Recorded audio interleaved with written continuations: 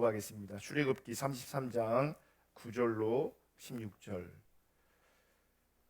모세가 회막에 들어갈 때에 구름 기둥이 내려 회막문에 서며 여호와께서 모세와 말씀하시니 모든 백성이 회막문에 구름 기둥이 서 있는 것을 보고 다 일어나 각기 장막문에 서서 예배하며 사람이 자기의 친구와 이야기함 같이 여호와께서는 모세와 대면하여 말씀하시며 모세는 진으로 돌아오나 눈의 아들 젊은 수종자 여호수아는 회막을 떠나지 아니하니라. 모세가 여호와께 아뢰되 보시옵소서 주께서 내게 이 백성을 인도하여 올라가라 하시면서 나와 함께 보낼 자를 내게 지시하지 아니하시나이다. 주께서 전에 말씀하시기를 나는 이름으로도 너를 알고 너도 내 앞에 은총을 입었다 하셨은즉 내가 참으로 주의 목전에 은총을 입었사오면 원하건대 주에게를 내게 보이사 내게 주를 알리시고 나로 주의 목전에 은총을 입게 하시며 이 족속을 주의 백성으로 여기소서. 여호와께서 이르시되 내가 친히 가리라 내가 너를 쉬게 하리라. 모세가 여호와께 아뢰되 주께서 친히 가지 아니하시려거든 우리를 이곳에서 올려보내지 마옵소서. 나와 주의 백성이 주의 목전에 은총 입은 줄을 무엇으로 알리이까? 주께서 우리와 함께 행하심으로 나와 주의 백성을 천하 만민 중에 구별하심이 아니네이까. 아멘. 여러분, 지금 우리는 참된 예배에 대해서 살펴보고 있습니다. 그리고 지난 시간까지는 찬양과 경배의 바른 자세에 대해서 살펴보았습니다. 찬양과 경배의 바른 자세 첫 번째는 마음을 다한 예배입니다. 그리고 우리가 예배를 2번 드립니다. 우리 교회는 공식적인 예배를 2번 드립니다. 사실 다른 교회랑 비교하면 공식적인 예배가 많이 적습니다. 이 2번 드리는 예배, 공동체 예배, 이 몸의 예배에서 여러분 마음을 다할 수 있기를 주님의 이름으로 축복합니다. 십자가의 공로를 의지하여 예배하는 것, 찬양과 경배하는 것, 그것이 찬양과 경배의 바른 자세입니다. 십자가의 공로를 의지하여 예배하는 것. 그리고 지난 시간까지는 삶으로 드리는 예배를 살펴봤습니다. 오늘은 예배와 하나님을 찾는 것에 대해서 살펴보려고 합니다. 사실 금요일 깊은 밤 기도회에서 이 하나님 찾는 부분에 대해서 살펴보고 있고, 특별히 우리가 왜 기도해야 되는지, 우리가 왜 하나님을 찾아야 되는지를 살펴보고 있습니다. 기도를 좀 많이 하고 싶은데 왜 우리가 하나님을 찾아야 되는지를 분명히 알지 못하면서 기도하면 그 기도가 얼마든지 왜곡될 수 있기 때문에 지금은 하나님 찾아야 되는 이유에 대해서 하나씩 살펴보고 있습니다. 그래서 기도회를 진행하다 보면 어떤 날은 말씀도 없이 기도에 집중하는 날도 있을 겁니다. 하지만 지금은 왜 기도해야 되는지를 분명히 알아야 되기 때문에 그 부분을 살펴보고 있습니다. 여러분, 하나님을 찾아야 되는 그 이유 중에 하나가 참된 예배를 위해서 하나님을 찾아야 된다고 말씀드렸습니다. 참된 예배를 위해서 우리는 하나님을 찾아야 됩니다. 그러므로 예배와 하나님을 찾는 것은 너무나 밀접한 관계가 있다는 것을 기억하셔야 합니다. 여러분, 우리가 추구하는 예배, 우리가 추구하는 신앙에서는 단순히 예배라는 의식에 함께하고 동참하는 것으로 예배가 예배되지 않습니다. 하나님을 찾아야 예배가 예배되어집니다. 그러니까 진짜 예배를 위해서, 참된 예배를 위해서 우리는 하나님을 찾아야 합니다. 먼저 용어를 좀 정리할 필요가 있는데, 여러분, 하나님을 찾는다는 것은 하나님의 얼굴을 구한다는 것과 같은 말입니다. 하나님을 찾는 것은 하나님의 얼굴을 구하는 것이고, 하나님의 얼굴을 구한다는 것은 하나님을 찾는 것을 말하는 겁니다.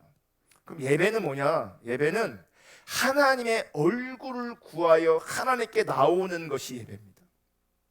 그래서 하나님의 얼굴을 구하는 삶의 자리에서 핵심적인 요소가 예배입니다. 그러니까 예배가 무너진 사람은요, 하나님 얼굴을 구하는 것 혹은 하나님을 찾는 것이 가능하지 않습니다. 그래서 예배와 하나님을 찾는 것, 예배와 하나님의 얼굴을 구하는 것은 아주 밀접한 관련이 있습니다. 그래서 하나님을 찾는 것이 아니라면, 하나님의 얼굴을 구하는 것이 아니라면 그것은 곧 예배가 아니라는 뜻도 되는 겁니다. 우리가 예배를 드리고 있어요. 예배를 드리고 있음에도 불구하고, 예배에 함께하고 동참하고 있음에도 불구하고 내가 하나님을 찾는 것이 아니라면, 내가 하나님의 얼굴을 구하는 것이 아니라면 그건 예배가 아니라는 거예요. 그건 예배가 아니에요. 여러분, 아무리 화려한 예배일지라도, 또 아무리 많은 사람들이 모여 있을지라도, 또 소위 은혜가 충만하다고 할지라도, 소위 은사가 나타나서 많은 사람들이 그 은사 앞에서 흥분할지라도, 그럼에도 불구하고 하나님을 찾는 것이 아니라면, 하나님의 얼굴을 구하는 것이 아니라면 그것은 예배가 아닐 수 있다는 거예요. 그건 예배가 아니에요. 여러분, 예수님 시대에도요, 수많은 희생들이 드려졌습니다. 그리고 수많은 의식들로 가득 채워져 있었습니다. 여러분, 성경에 기록된 그 성전이 있잖아요. 솔로몬이 지은 성전이 있고, 또 수룹바벨이 지은 성전이 있고, 또 헤롯이 지은 성전이 있어요. 이 세 성전 중에 가장 크고 가장 화려한 성전이 어떤 성전인지 아십니까? 헤롯 성전입니다. 즉 예수님 시대에 있었던 성전이 가장 크고 가장 화려했던 성전이었습니다. 그런데 그곳에서 그러니까 수많은 예배가, 수많은 제사들, 수많은 의식들이 가득했겠죠. 그런데 하나님을 찾는 예배가 아니었기 때문에 예수님께서 오늘날 그 성전에 들어가셔서 책찍을 들고, 여러분, 그 짐승들을 다 내쫓으시고 다 탁자들 다 뒤집어 놓으시고요, 난리를 피우셨어요. 소위 말하면 그러니까 시위한 겁니다. 데모한 겁니다. 그러면서 이렇게 말씀하십니다. 마태복음 21장 13절 다 같이 읽습니다. 시작. 그들에게 이르시되 기록된 바 내 집은 기도하는 집이라 일컬음을 받으리라 하였거늘 너희는 강도의 소굴을 만드는도다 하시니라. 자, 내 집은 뭐예요? 지금 성전을 얘기하는 거죠. 그러면서 그 성전의 참된 성격을 말씀하시는데, 내 집은 기도하는 집이다, 성전은 기도하는 집이다, 이렇게 말씀하고 있어요. 여기서 기도는요, 하나님을 찾는 것, 하나님의 얼굴을 구하는 것을 말하는 겁니다. 단순히 기도를 많이 하는 것, 혹은 기도를 뜨겁게 하는 것을 말하는 게 아닙니다. 하나님을 찾는 것을 말하는 거예요. 여기서 말하는 기도는, 그러니까 내 집은 하나님을 찾는 집이다, 내 집은 하나님의 얼굴을 구하는 곳이다, 이렇게 말씀하시는 거예요. 아멘. 그런데 지금 예수님은 하나님을 예배하는, 하나님을 찾는, 하나님의 얼굴을 구하는 그 성전을 지금 이렇게 규정하시는 거예요. 너희가 원래 내 집은 하나님을 찾는 곳인데, 기도하는 집인데, 지금 너희가 강도의 소굴로 만들었다. 강도의 소굴로 만들었다. 지금 성전이 기도하는 집이 아니라 강도의 소굴이 되었다라고 규정하시는 거예요. 여러분, 예수님 시대에 그 당시에 성전을 드나드는 사람이 엄청 많았습니다. 엄청 많았습니다. 성전을 드나들면서, 여러분, 그 성전을 바라보면서, 그 성전에서 드려지는 제사, 즉 예배를 바라보면서 그 성전을 강도의 소굴로 인식하는 그런 인식은 거의 없었습니다. 아니, 거의가 아니라 전혀 없었습니다. 그러니까 성전을 강도의 소굴로 보는 인식은 가능하지 않았어요. 왜 성전을 강도의 소굴로 볼 수 없는가? 성전은 말 그대로 거룩한 곳이기 때문에 그래요. 그러니까 사람들의 인식에 성전은 거룩한 곳이에요. 성전은 영적인 곳이에요. 신령한 곳이에요. 그리고 하나님을 믿는 사람들이 모이는 곳이에요. 하나님을 믿는 사람들이 뭐 하는 곳입니까? 제사하고 예배하는 곳이에요. 그러니 당연히 그 성전을 바라볼 때에 강도의 소굴로 바라보는 그런 인식은 있을 수가 없는 거예요. 누가 성전을 강도의 소굴로 보겠냐고요. 그건 말도 안 되는 거죠. 그런데 그들의 예배를 받으시는 예배의 대상이신 하나님은 성전을 거룩한 것으로 신령한 것으로 인정하지 않으시는 거예요. 그 얘기는 그들이 드리는 그 예배도 예배로 인정하지 않으시는 거예요. 예배가 예배로 인정되지 않는다는 말은요, 그 시대의 그 신앙을 신앙으로 인정하지 않는다는 얘기예요.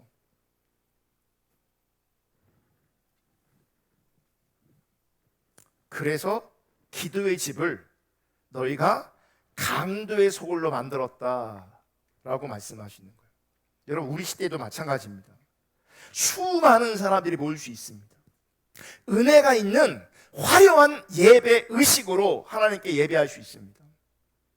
또 사람들이 은혜가 넘쳐난다, 은혜가 있다, 치유가 있다, 문제 해결이 있다, 이렇게 말할 수도 있습니다. 그런데 하나님을 찾는 예배가 되지 않는다면, 하나님의 얼굴을 구하는 예배가 아니라면 우리 시대에 그 수많은 예배들조차도 예수님께서 성전에 들어가셔서 다 뒤집어 엎으시면서 강도의 소굴이라고 말씀하신 것처럼 우리 시대에 그 수많은 교회에서 드려지는 그 예배가 강도의 소굴이 될 수 있다는 얘기예요. 인식하지 못해요. 특별히 오늘날 큰 교회 다니는 사람들이 그런 얘기합니다. 우리 교회 말씀이 좋다고, 우리 교회 목사님 말씀이 참 좋다고. 그 말씀 좋은 것이 그 교회가 성장하는데 굉장히 큰 역할을 할 수 있습니다.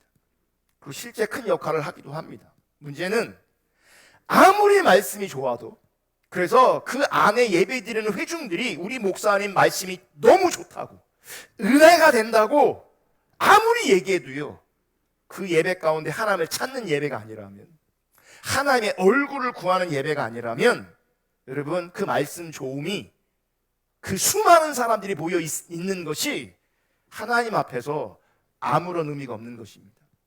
하나님 관점에서는요, 뒤집어 엎어버릴 수밖에 없는, 뒤집어 엎고 싶은 그런 예배일 수밖에 없다는 거죠. 그러므로 여러분, 우리의 예배가 하나님이 받으시는 참된 예배가 되려면 그 무엇보다 중요한 것이 하나님을 찾는 것입니다. 즉 하나님의 얼굴을 구하는 것입니다. 그러므로 이 시점에서 가장 중요한 것이 무엇인지 아십니까?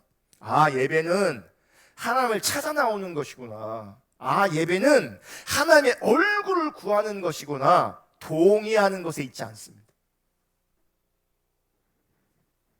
우리가 하나님의 얼굴을 구하지 않으면 우리의 예배는 예배가 아니구나, 이렇게 인정하는 것이 중요하지 않습니다. 지금 이 시점에서 우리에게 가장 중요한 것은 우리의 예배가 참된 예배가 되기 위해서, 우리의 예배가 하나님께서 기뻐 받으시는 참된 예배가 되기 위해서 반드시 하나님의 얼굴을 구하는 삶으로 전환되어져야 돼요. 인정해도 전환되지 않으면 여러분 아무것도 아닌 겁니다. 바른 인식, 바른 깨달음, 그 진리에 동의하는 것 너무 중요합니다. 그런데 바르게 인식해도, 바르게 깨달아도, 진리에 동의해도 실제로 하나님의 얼굴을 구하는 삶으로 내가 전환되지 않으면, 여러분, 그 깨달음은, 그 바른 인식은, 그 진리에 동의하는 것은 아무런 의미가 없습니다. 아무런 의미가 없습니다.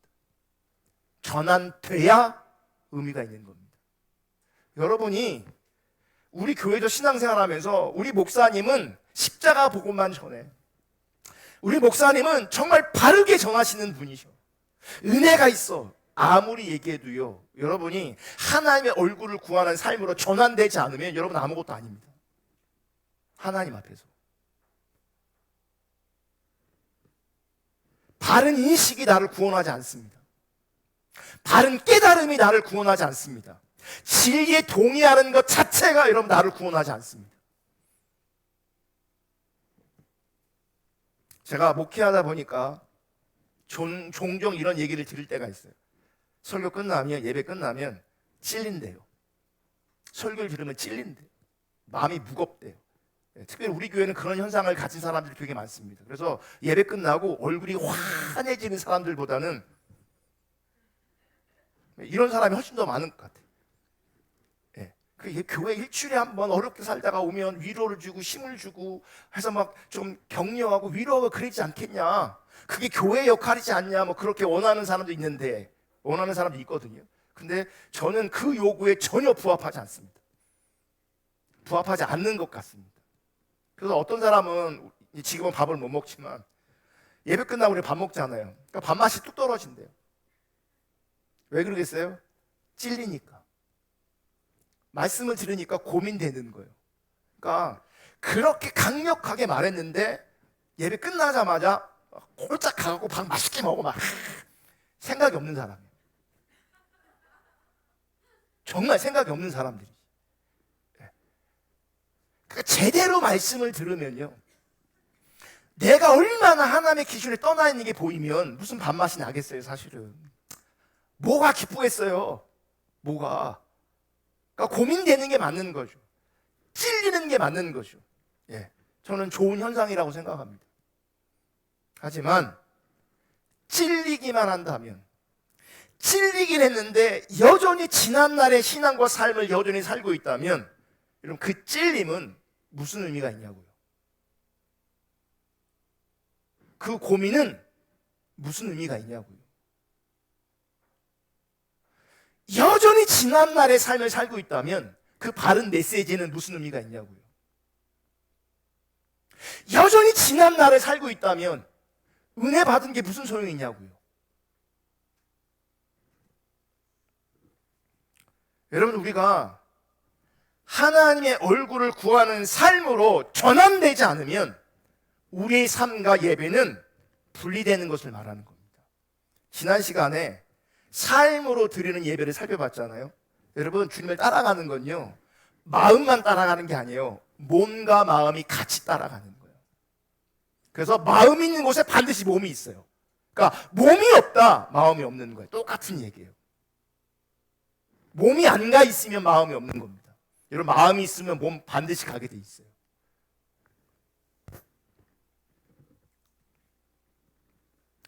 왜 삶으로 드리는 예배, 이 몸으로 드리는 예배가 우리 가운데 잘 안 될까? 하나님 찾지 않기 때문에 그래요. 하나님의 얼굴을 구하지 않기 때문에 그래요. 그러면서 마음만 있는 것처럼, 마음만 있는 것처럼. 근데 그건 마음이 있는 게 아니고요, 입술만 가까운 타락한 예배가 되는 거예요. 삶과 예배가 분리되는 거예요. 바른 인식이 있어도, 바른 깨달음이 있어도, 찔림이 있고 눈물이 있고, 그래서 더 나아가 진리에 동의함이 있어도요, 마음이 함께하지 않는, 몸이 함께하지 않는 입술뿐인 타락한 예배가 되는 거예요. 뭘 안 하면? 하나님의 얼굴을 구하지 않으면, 하나님을 찾지 않으면. 문제는 옛날 그 타락한 시대에도요, 화려한 종교의식이 있었기 때문에, 또 그 안에서 종교적 헌신이 있었기 때문에, 소위 말하는 감동, 은혜라는 것이 있었기 때문에 뭘 인식하지 못했냐면 자신들이 타락한 예배를 드리고 있음을 전혀 인식하지 못했어요. 예배하고 있으니까, 은혜가 있으니까, 헌신이 있으니까 타락한 예배라는 것을 전혀 인식하지 못했어요. 우리 또한 마찬가지입니다. 내가 예배에 참석하고 있어. 종교적 의식이 있고 종교적 헌신이 있어. 더 나아가 내가 원하는 은혜가 있고 내가 원하는 응답도 있어. 그러면 전혀 타락한 예배라고 인식하지 못할 수 있습니다. 그런데 성경은 하나님을 찾지 않으면, 하나님의 얼굴을 구하지 않으면 그것 자체가 타락한 예배라고 말씀하시는 거예요. 아멘. 그러면서 성전이 강도의 소굴이 되는 것처럼 여러분 오늘날 우리 시대의 교회가 강도의 소굴이 될 수 있는 겁니다. 아니 이미 강도의 소굴이 되어버렸습니다. 이미 우리가 인식하지 못하는 겁니다. 우리가 여러분 세상에 그 어떤 자리가 강도의 소굴이다라고 하면 이해가 되는데 교회가 강도의 소굴이다라고 하면 이해가 됩니까? 여러분 예수님 시대의 그 성전은요 그 시대의 그 문화 속에서 신앙의 상징과도 같은 곳이에요. 그 속에서 예수님은 뒤집어 엎으시면서 내 집은 기도하는 집인데 성전은 원래 기도하는 집인데 강도의 소굴이 되었대요. 우리 시대의 교회 강도의 소굴일 수 있습니다. 여러분의 심령이 강도의 소굴일 수 있습니다. 왜요? 하나님의 얼굴을 구하지 않으면, 하나님 찾지 않으면. 교회 안에 많은 것들이 있습니다. 여러분 성경 공부도 하고요, 내적 치유, 선교, 찬양, 다양한 프로그램들이 교회 안에 있을 수 있습니다. 그런데 여러분 이런 것들을 통해서 우리가 은혜 받을 수 있고 이런 것들을 통해서 큰 도움과 유익도 얻을 수 있습니다. 우리가 십자가 복음과 내적 치유 읽으면서 어떤 분들은 정말 많은 도움을 받고 있어요. 저도 도움을 많이 받고 있고.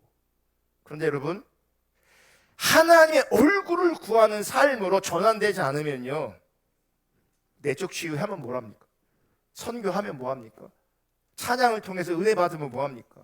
이런저런 프로그램에 참여하면 무엇합니까? 하나님의 얼굴을 구하는 삶으로 전환되지 않는다면 여러분 참된 신앙, 참된 예배는 우리 가운데 전혀 가능하지 않습니다. 이 프로그램 왜 돌리는지 아십니까? 하나님 찾으라고 하는 겁니다. 왜 성경 공부 왜 합니까? 하나님 찾으라고 하는 겁니다. 하나님 찾을 수 있도록 조금 뒤에서 밀어주고요, 조금 앞에서 끌어주는 겁니다. 왜냐하면 우리는요 우리 본질적으로요 하나님을 찾으려고 하는 그런 존재가 아니에요. 우리는 하나님을 찾을 수가 없어요.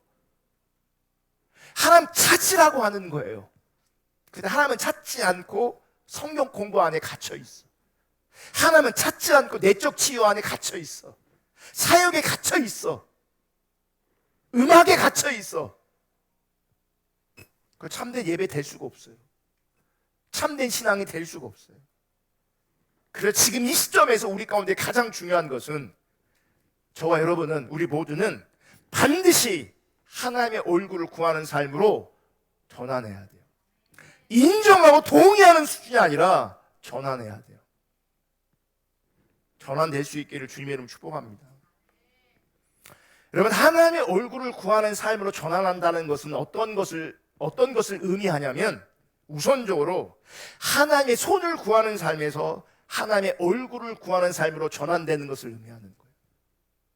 그러니까 하나님의 손을 구하는 삶이 우리 가운데 내려져야 하나님의 얼굴을 구하는 삶이 가능해지는 거예요. 그게 전환이에요.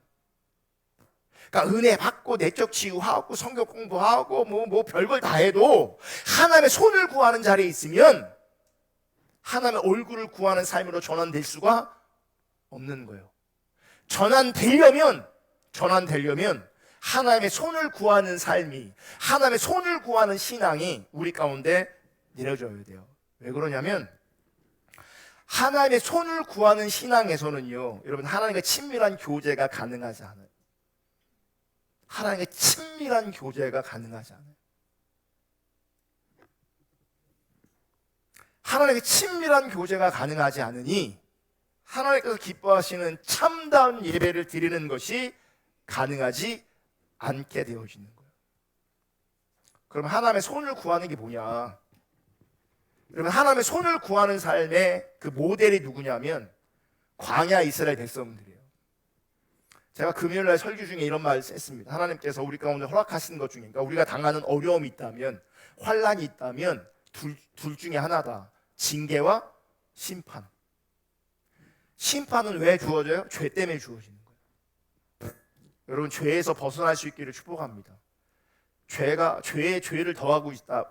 죄에 죄를 이렇게 더하고 있다 보면요 반드시 하나님 심판하십니다.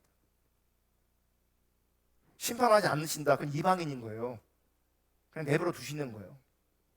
그러니까 심판하신다고 하는 것은 여전히 하나님은 나에게 관심이 있다는 얘기고, 심판하신다는 얘기는 나를 포기하지 않으신다는 얘기예요. 정신을 차리셔야 돼요. 왜 이런 일이 있는가 원인을 찾으셔야 돼요. 여러분, 하나님 앞에 원인이 있지 않아요. 그러니까 우리가 불평할 때 왜 하나님 이러잖아요. 왜 그러잖아요.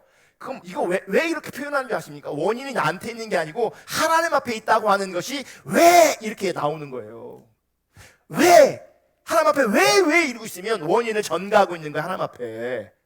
이런 원인은요, 이건 그냥 100% 믿으셔야 돼요. 원인은 항상 나한테 있어요. 원인은 항상 나의 죄에 있어요. 아멘. 아멘. 왜 어려운 일이 왜 있을까? 왜 나에게 고난이 있을까? 하나님한테 원인이 있지 않아요. 나한테 있어요. 그러니까 하나님 앞에 왜 이러고 있으면 그건 진짜 불신인 거예요. 겸손하지 않은 거예요. 그건 교만한 거예요. 왜 하나님 나한테 이렇게 하시는지 모르겠다고. 이유가 있겠지, 너한테, 당신한테. 심판은요, 죄 때문에 옵니다. 반드시. 징계는 뭐예요? 죄와 상관없는 거예요. 온전한 하나님의 백성 만드시려고, 제사장 나라 세우시려고, 거룩한 백성 만드시려고 빚으시는 거예요. 그 빚으심이, 그 다루심이 우리 가운데 어려움으로 느껴지니까 고통이다, 어려움이다 라고 말하지만, 사실 그 징계는 우리를 훈육하시는 거예요. 우리를 훈련하시는 거예요. 왜 훈련하시는가? 그 훈련을 통해서 하나님께서 원하시는 것이 무엇인가? 이거예요. 하나님의 손을 구하는 삶의 방식과 신앙이 내려지고 하나님의 얼굴을 구하는 삶으로 전환시키시려 하나님께서는 징계를 허락하시는 거예요. 다루시는 거예요. 그러니까 죄 때문에 어려운 일을 당하는 게 아니라 하나님의 얼굴 구하라고 채찍질하시고 하나님의 얼굴을 구하라고 우리의 삶에 개입하시는 거예요. 다루시는 거예요.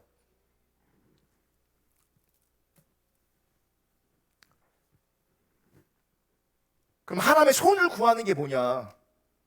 자기의 목적과 자기의 목표와 자기의 필요를 위해 하나님의 능력과 하나님의 도우심을 구하는 것을 삶의 패턴이 되는 신앙이 하나님의 손을 구하는 신앙이 되는 겁니다. 다시 한번 말씀. 하나님의 손을 구하는 신앙은, 하나님의 손을 구하는 삶은 자기의 목적과 자기의 목표와 자기의 필요를 위해 하나님의 능력과 도움의 손길을 구하는 것이 내 삶의 패턴으로 자리 잡은 거예요. 내 삶의, 내 신앙의 패턴이 되는 거예요. 정확하게 광야 이스라엘 백성들이 그랬어요.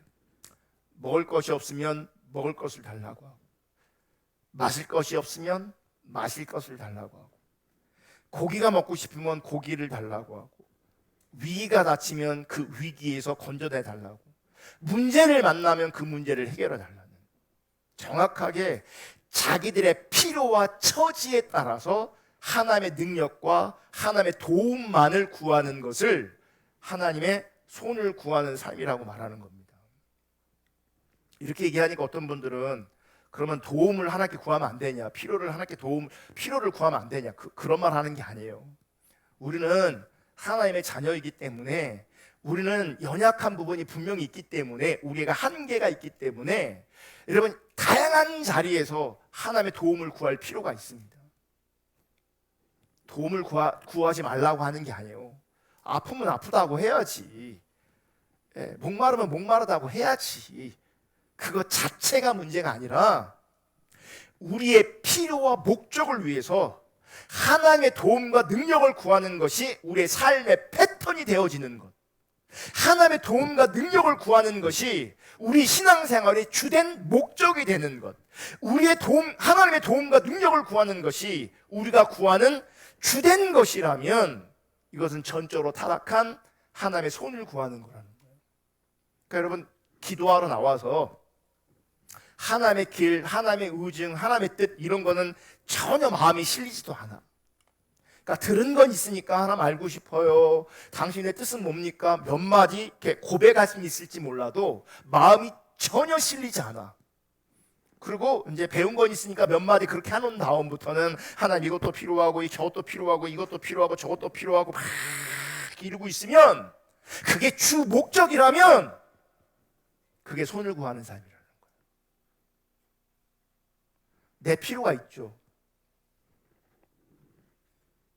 근데 그게 부수적인 거고요. 내 목적은 뭐여야 되는 거예요? 하나님의 뜻이어야 되는 거예요. 그분 아는 것이어야 되는 거예요.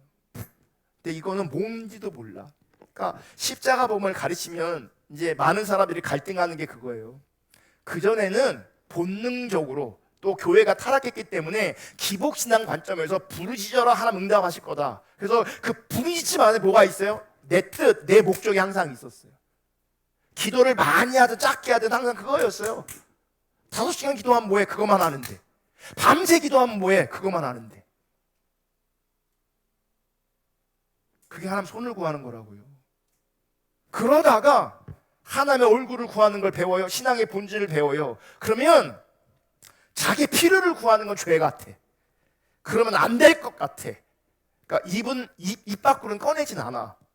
근데 여전히 안 되는 건 뭡니까? 하나님을 찾는 게 안 되는 거예요.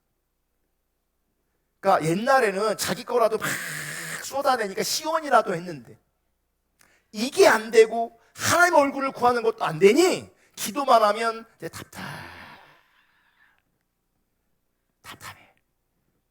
답답해. 근데 일단 엉뚱한 얘기, 옛날엔 기도가 잘 됐는데 신앙의 본질을 배우면 기도가 안 돼요.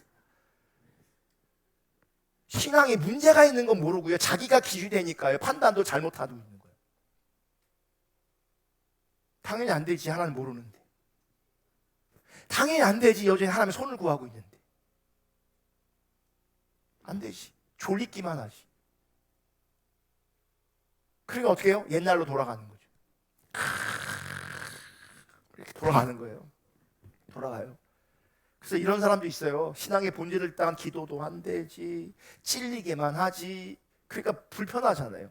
근데 옛날식의 교회로 가면요, 그렇게 편할 수가 없어. 그렇게 편할 수가 없어. 이런 거 죽는 길인 겁니다. 그 편한 게 아니고 죽는 거예요. 죽는 거예요.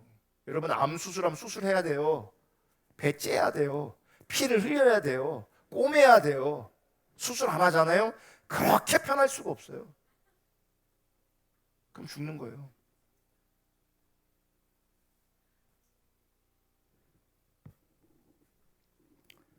여러분, 하나님의 손을 구하는 삶의 배후에는 결국 하나님이 자신들의 목적을 위한 수단에 불과한 가치관이 그 배후에 깔려 있는 거예요. 이게 엄청난 건 무서운 겁니다. 잘 보세요. 하나님을 인정은 해. 근데 하나님이 왜 우리 가운데 존재하시는가? 그 이유가 뭐냐면 자신들의 목적을 위한 수단으로 하나님이 계시는 거예요. 그러면 이론적으로 하나님이 높으신 분이지만 그 높으신 하나님은 나의 목적을 위한 수단일 뿐이야 라고 하면 실제 누가 높은 거예요? 내가 높은 거예요. 이게 교만인 거죠. 그러니까 이건 신앙이 아닌 거예요. 그러니까 이렇게 왜곡되어 있으니까 원인은 나한테 있는데 우리가 모르니까 왜 하나님 이러고 있다고요? 왜? 여러분, 하나님 여러분 수발 들어주는 사람입니까? 하나님 여러분 수발 들어주는 사람이냐고? 하나님 여러분 뒤봐주는 존재냐고요? 하나님이. 여러분, 하나님 그런 분이 아니에요. 하나님은 내 목적을 위해 수단되어지는 그런 분이 아니에요. 하나님은 내 뜻을 위해 수단되어지는 그런 분이 아니에요.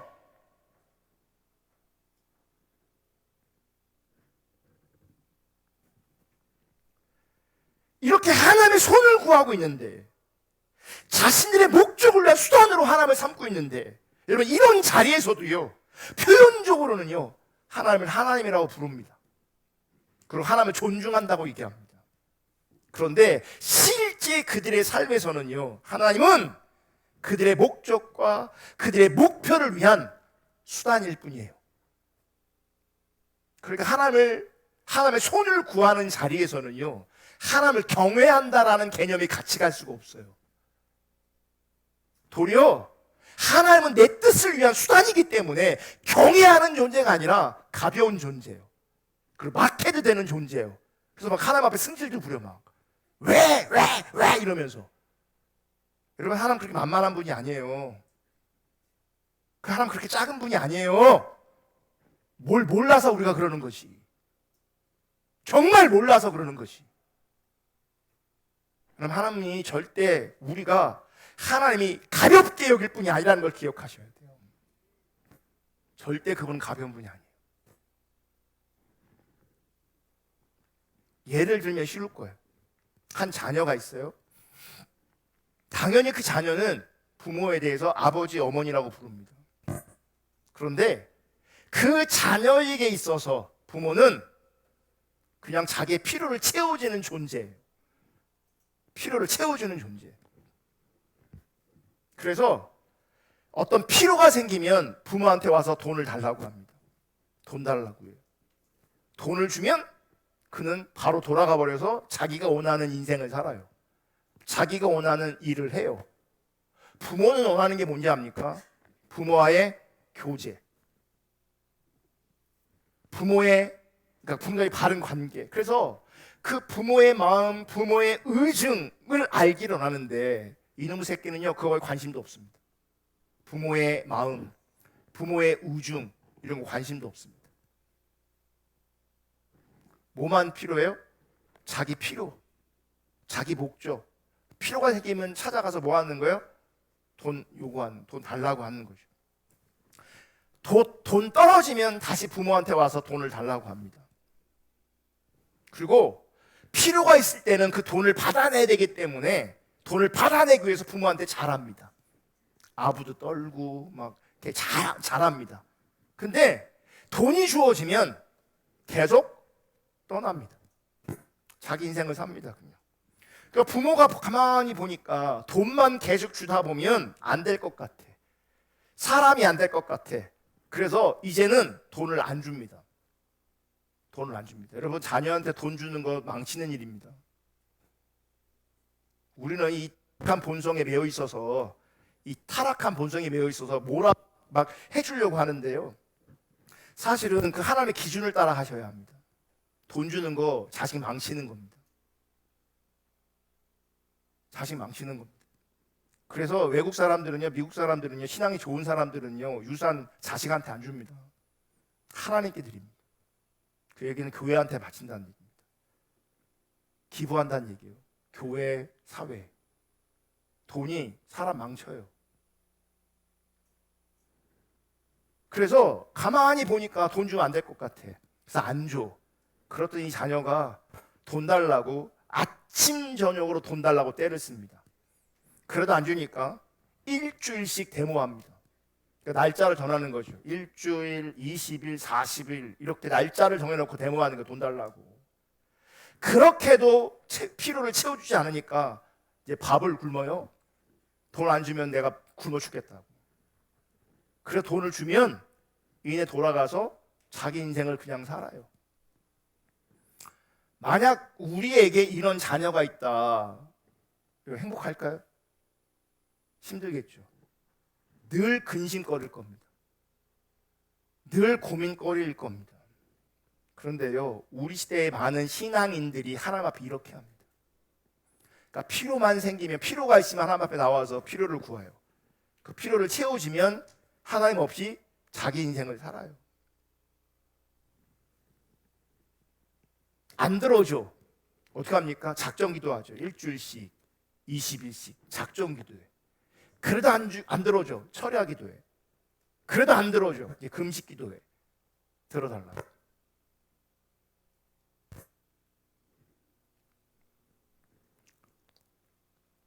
이게 손을 구하는 삶이에요. 저는요, 우리 시대에 더 심각한 건 이거예요. 이 예를 통해서 부모에게 돈이 있으니까 손을 내미는 거잖아요. 적어도 뭘 인정하는 줄 아십니까? 능력은 인정하는 거예요. 도와달라고. 필요를 채워달라고. 그런데 보세요. 부모에게 만약 돈이 없다면 부모에게 나올 것이 없다면 그 자녀는 어떻게 하겠습니까? 그 부모를 전혀 기대하지 않겠죠. 의지하지도 않겠죠. 무슨 얘기냐면 손을 내밀지도 않을 거예요. 적어도 하나님의 손을 구하는 신앙은, 삶은 적어도 문제 있는 신앙이지만, 잘못된 신앙이고 타락한 신앙이지만 적어도 하나님께 손은 내밀어요. 하나님께 손은 내밀어요. 근데 하나님이 기대할 것이 없다, 하나님이 줄 것이 없다라고 인식되어지면 부모를 아예 떠나버리는 거죠. 그러니까 스스로 살 길을 찾는 거예요. 손을 내미는 게 아니라 스스로 살 길을 찾는 거예요. 그래서 여호와 하나님이 아니라 세상으로 가는 겁니다. 여호와 하나님이 아니라 세상에서 자기 살 길을 스스로 찾는 겁니다. 저는 우리 시대의 어른들은요, 이 하나님의 손을 구하는 신앙에 쩌들어 있다고 생각해요. 근데 그들은요, 어쨌든 하나님 떠나진 않습니다. 손을 내밀어도 하나님께 내밉니다. 문제는 우리 젊은이들이에요. 이분들은요, 하나님의 손을 구하는 신앙조차도 없어요. 표현하면 이런 겁니다. 하나님을 무시하는 삶. 하나님을 무시하는 삶, 하나님의 손을 구하는 삶, 하나님의 얼굴을 구하는 삶이 있다면 가장 심각한 삶은 하나님을 무시하는 삶이에요. 이들은 기도하지도 않고 기도할 줄도 모릅니다. 하나님의 손을 구하는 신앙에서는 적어도 기도라도 합니다. 하나님께 손을 내밀기라도 합니다. 도와달라고, 내 목적을 이루어달라고. 그런데 하나님을 무시하는 삶에는 정말 아무것도 안 합니다. 정말 아무것도 안 합니다. 제가 표현을 안 해서 그렇지, 하나님이 그렇게 무시되는 것들을 바라보면 정말 마음이 아파요. 그리고 더 마음이 아픈 것은 그런 삶의 신앙의 현장 속에서 내가 할 수 있는 일이 없다는 거예요.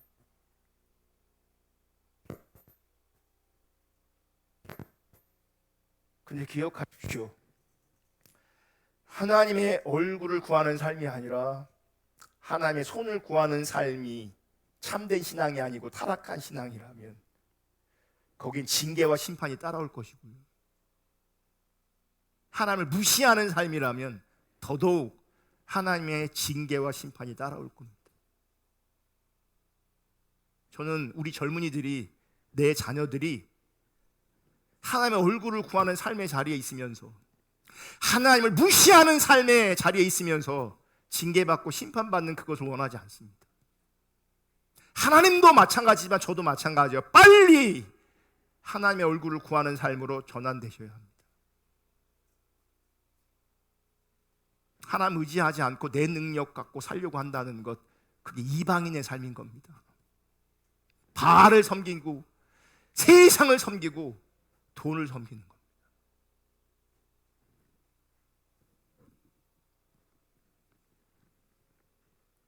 여러분, 하나님의 손을 구하는 삶에서는요, 하나님의 마음과 하나님의 의중과 하나님의 길을 아는 것이 가능하지 않습니다. 신앙은요, 문제 해결받고 기도 응답받고 이게 신앙이 아니에요. 이런 게 신앙이 아니에요. 문제 해결되고 기도 응답받는 것이 신앙이라면요, 여러분 기독교 말고라도요 많습니다. 여러분 무당 찾아가셔도 기도 응답됩니다. 문제 해결됩니다. 다른 이방 종교 가도요 똑같은 개념들이 있습니다. 기도 응답, 문제 해결이 있습니다. 있어요. 아니, 신앙 아니더라도 이 땅에 없는 어떤 사람들은요 돈 가지고 자기 힘과 지혜를 가지고 문제 해결하는 사람들이 있어요. 그들에게는 신앙이 필요 없는 거죠. 자기가 스스로 해결할 수 있으니까, 돌파할 수 있으니까. 여러분, 그게 신앙이 아니에요. 신앙이란 개념 안에 부분적으로 그런 개념이 들어오긴 하지만 참된 신앙은 기도응답과 문제 해결이 아니에요. 이 땅은 내가 안락한 삶을 사는 게 신앙이 아니에요. 신앙은 하나님의 마음과 하나님의 의중을 아는 거예요. 하나님의 손을 구하는 삶에는 그래서 하나님의 마음과 하나님의 의중과 길을 아는 것이 가능하지 않아요. 응답은 있을 수 있어요. 아까 그러잖아요. 아까 제가 예를 들은 아들, 자식. 우리가 피로가 보이면 자기 목적을 얘기하면 어떡합니까? 부모가 채워주잖아요.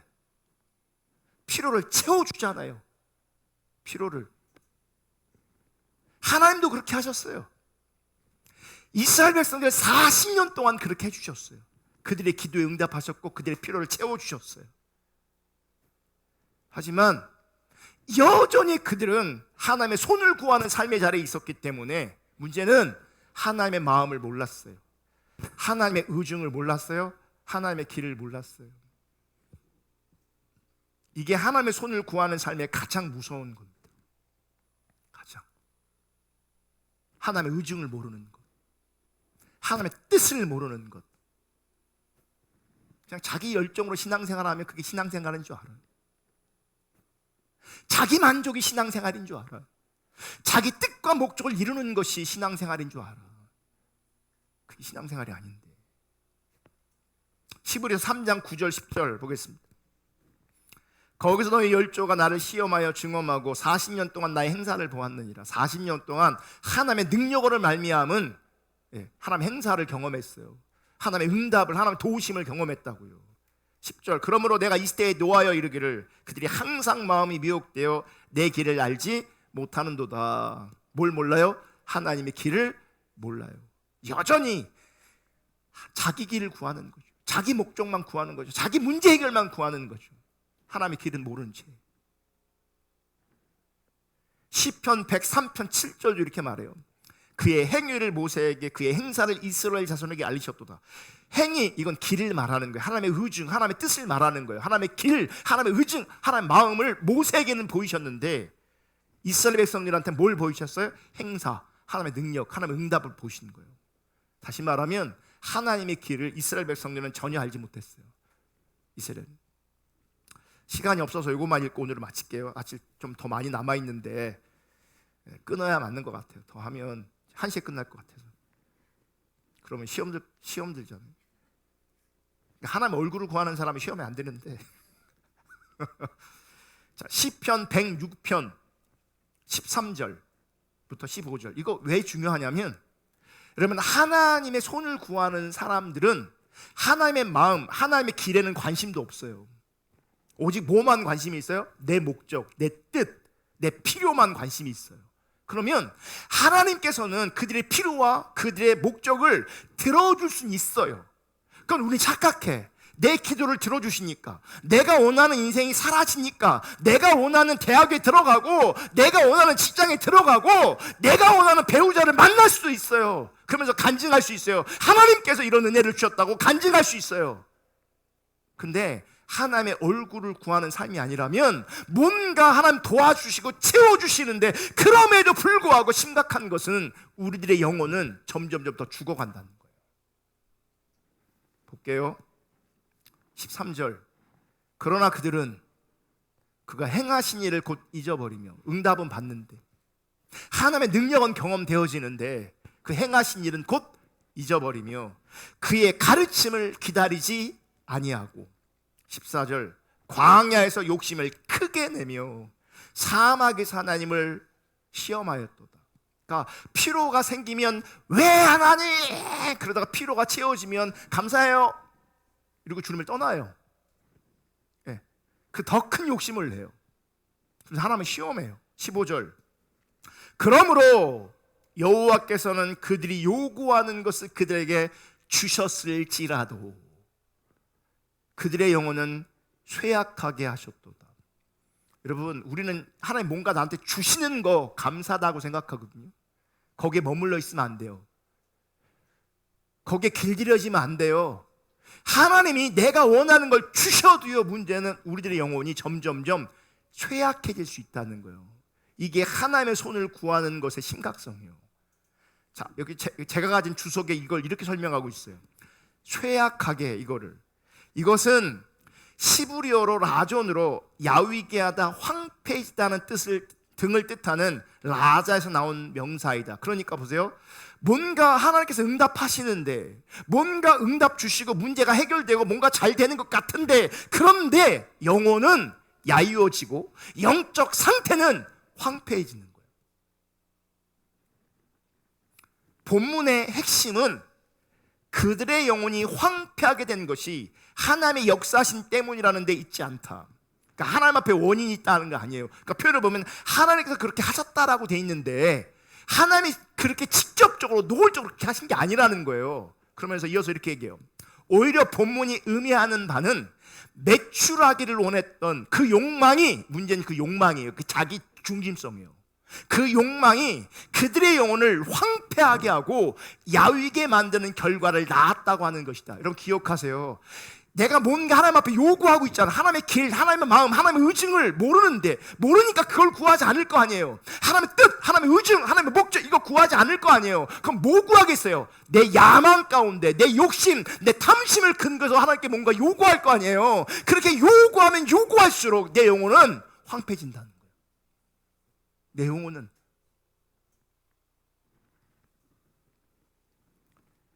이게 중요한 표현이에요. 세상적이고 육체적인 욕망과 식욕의 만족만을 채우기 위해서, 세상적인 만족, 육체적인 욕망의 만족, 식욕의 만족을 채우기 위해서 애쓰고 골몰할 때 인간의 영혼은 항상 공허해지고 말라버리기 마련이다. 그러니까 내 육체 피로만을 채우려고 하다 보면 인간의 영혼은 공허해지고 말라간다는 얘기예요. 여러분, 내 육체를 채우려고 하지 않기를 예수님 축복합니다. 이거 훈련하셔야 돼. 그래서 때로는 하나님의 은혜로 맛있는 것도 먹을 수 있겠지만 때로는요, 이 음식조차도 내가 뭐 해야 돼요? 거부할 수 있어야 돼요. 근데 우리는 막 헐떡거려요. 세상에 헐떡거려요. 돈에 헐떡거려요. 부에 헐떡거려요. 세상에 쾌락에 헐떡거려요. 먹는 것에 헐떡거리고 있어요. 좋은 거 주실 때 은혜로 받으면 되고요, 안 먹을 때, 안 먹을 수 있을 때 안 먹어도 되는, 상관없는 거예요. 막 눈을 부라리고 맛집 찾아다니고 좋은 카페 찾아다니고 어쩌다 하는 건 이해가 되지만 늘 그런 삶을 살면요, 영혼이 황폐해진다고요. 세상 쾌락 추구하면 영혼이 황폐해진다고요. 세상적이고 육체적인 욕망과 그 식욕의 만족을 채우기 위해서 애쓰고 골몰할 때, 육체를 위한 그 골몰이 있을 때, 애씀이 있을 때 인간의 영혼은 항상 공허해지고 말라버린다.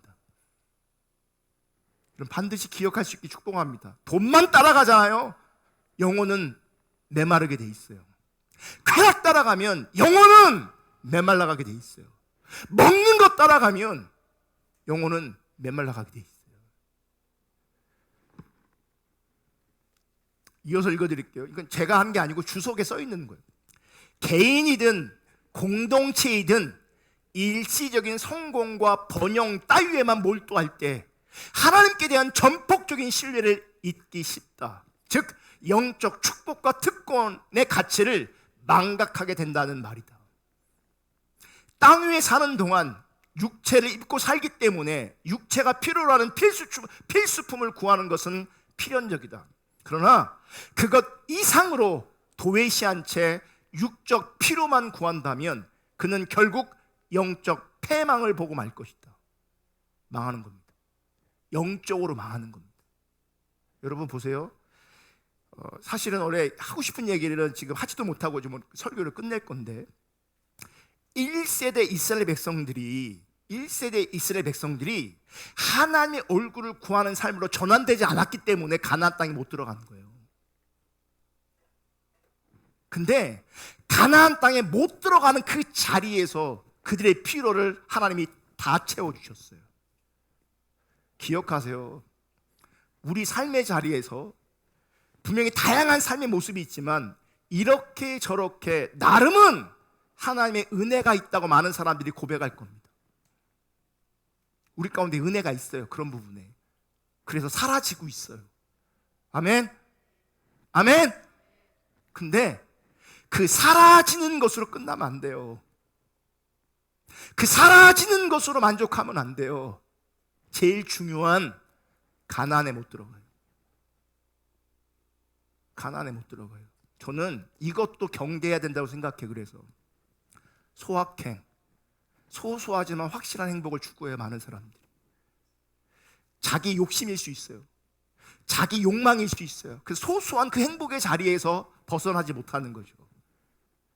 그래서 소소한 먹고 마시는 것으로, 소소하게 뭔가 느끼는 것으로 자기를 채우려고 하는 거죠. 자기 영혼을 채우려고 하는 거죠. 그래야 내가 살아날 수 있어요. 그래야 살 것 같아요. 그래야 사는 것처럼 스스로 느끼는 거예요. 그래야 맛있는 걸 먹어야 내가 사는 것 같고, 뭘 멋있는 걸 봐야 사는 것 같고, 사실은 그게 오래 가지 않는데, 정말 오래 가지 않는데, 무의미한데.